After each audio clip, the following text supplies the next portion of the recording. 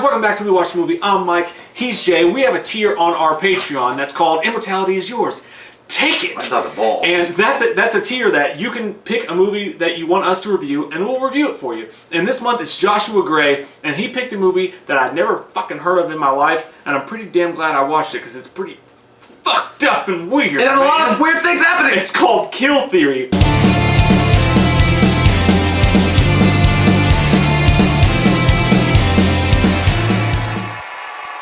And if you haven't heard of it, if you're a horror fan, it's not the greatest.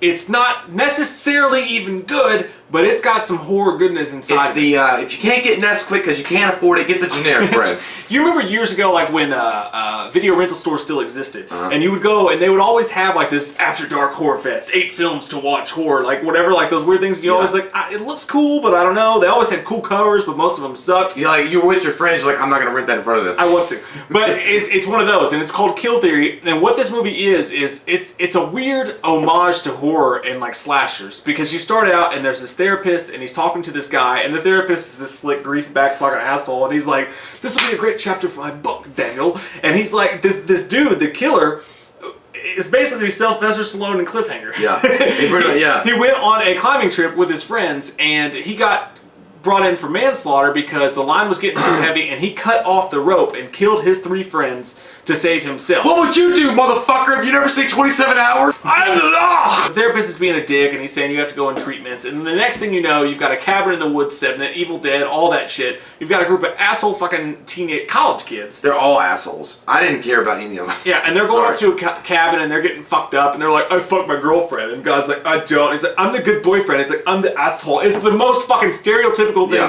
you've ever seen in your life. That is weak sauce, bro. Weak sauce. He's a gentleman way beyond his years. Thank you, baby. And Brent, tell me, do I ask you about you and Amber all the time?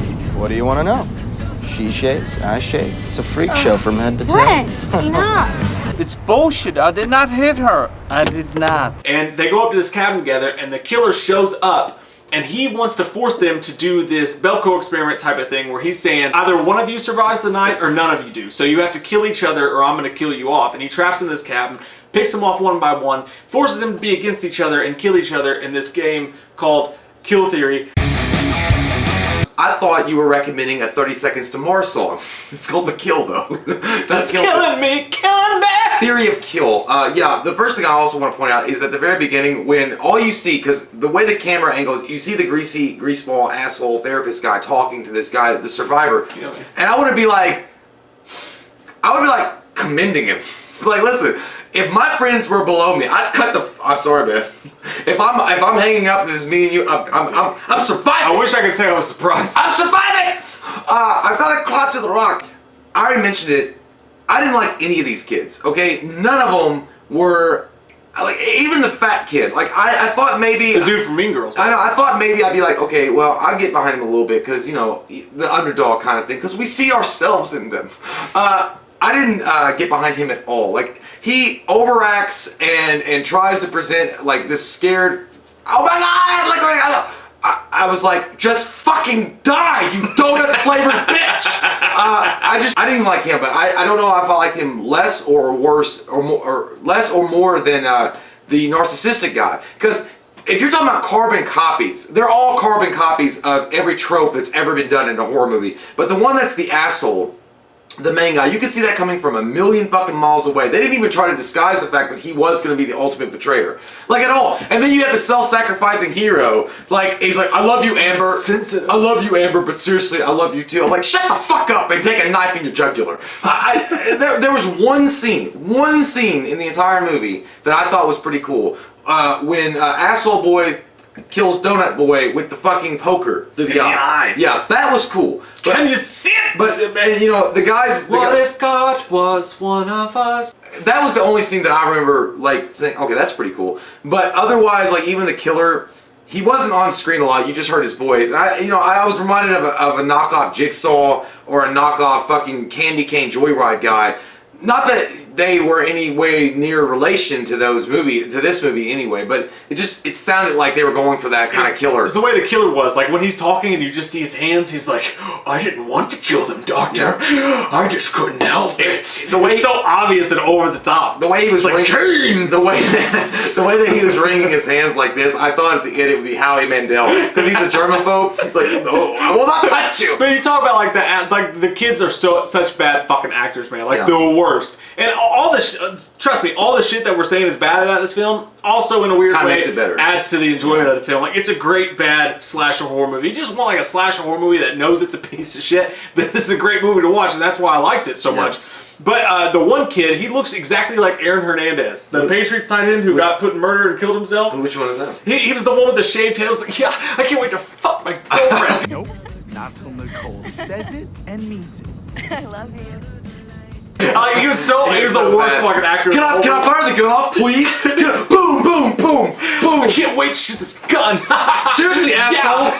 On the boat. The first girl to go is his girlfriend, because they all get drunk together, and then you see the titties. And dude, this is very, very much, it feels like the Jason Friday the 13th reboot. Yeah. Right? Because they go to the cabin, they're all fucking, your tits are so juicy, bro. And all that shit's going on.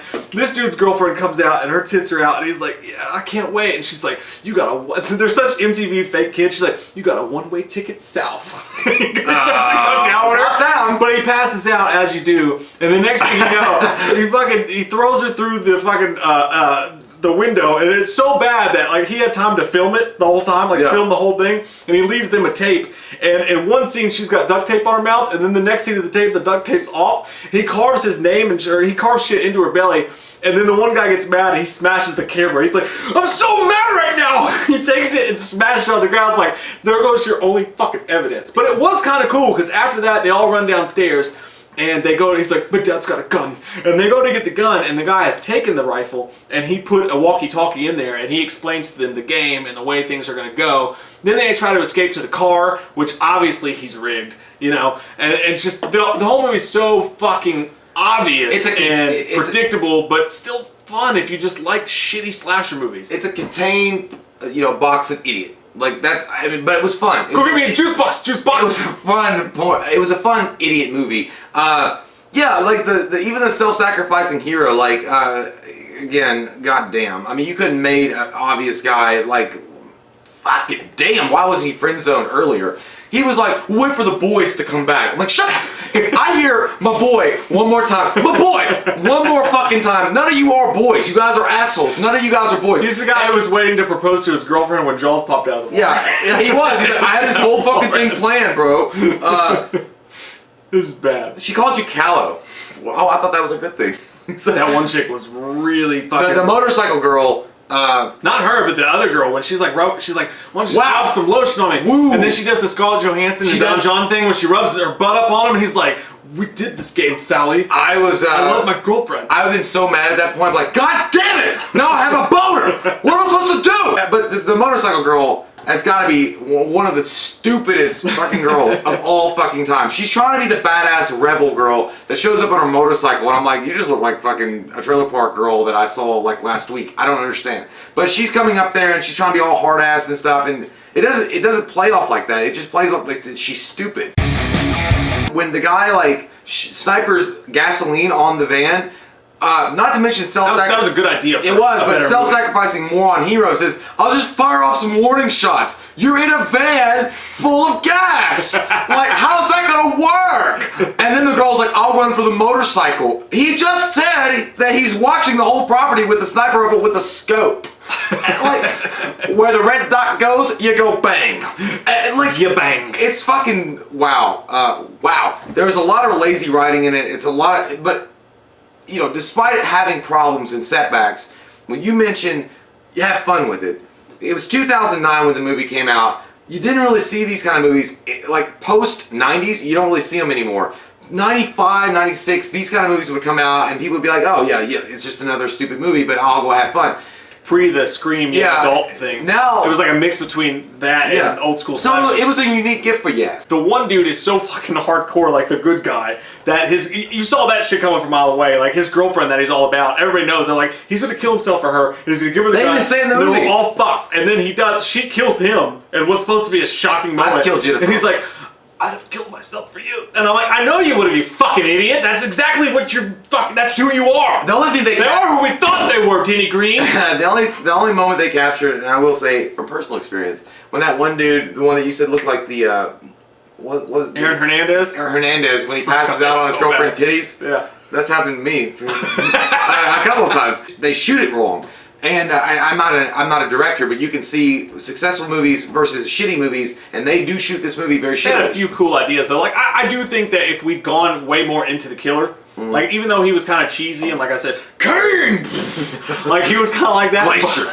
Glacier from No, he's kind of like a WCW. wrestler. But if we'd gone more into him and like his sadistic game and what he was doing, that would have been way more interesting to me than they focused on the kids and the asshole like jock kid who was going to pick on everybody, and they went that route instead of focusing on the slasher of the fucking slasher movie, and that was a mistake. But him being on the outskirts and like you said, he put that bubble above the van That with was cool, yeah, gasoline. that was pretty cool. There's cool ideas in it. It's a fun ass movie to watch that reminds you of slashers. It's not good by any means, but if you want to get drunk and watch a shitty movie, Kill Theory's there, and I'm glad that I watched it. I'm glad that you picked it, dude. It's a really great pick. Something we never would have watched, and I'm glad that it's in my repertoire of Spank Bank. Yeah, thanks for the. Ooh. Well, I'm not Yeah, literally Spank Bank going to to it? jerk off to There's it. too I'm much- just saying There's too much Pornhub. it's a Spank Bank version of movies. You guys know what I'm talking Yeah. about. Like I know that movie. I remember certain parts about it. It's in my Kill Theory. shit. I appreciate you as well for recommending it because again, Mike and I, like he said, would never have watched it. I didn't even know it existed in the world of worlds, and I appreciate the fuck out of it. The thing about the movie is, I think it could have been a lot better, and that's the weird thing. Like you enjoy it for what it is because it's so bad it's good kind of thing, but you know that it could have been a pretty good classic movie. Not classic in the way that you guys think. Don't put words in my Could have been mouth. underrated cult It could have been a really Yeah. good movie. And the killer itself, God, the cheesy part. Yeah, every time he came on screen, there should have been, just fireworks coming on and black, like red flames when he walks on the screen. Like when she was like, "I'll never be like you," and he's like, "Are you sure?"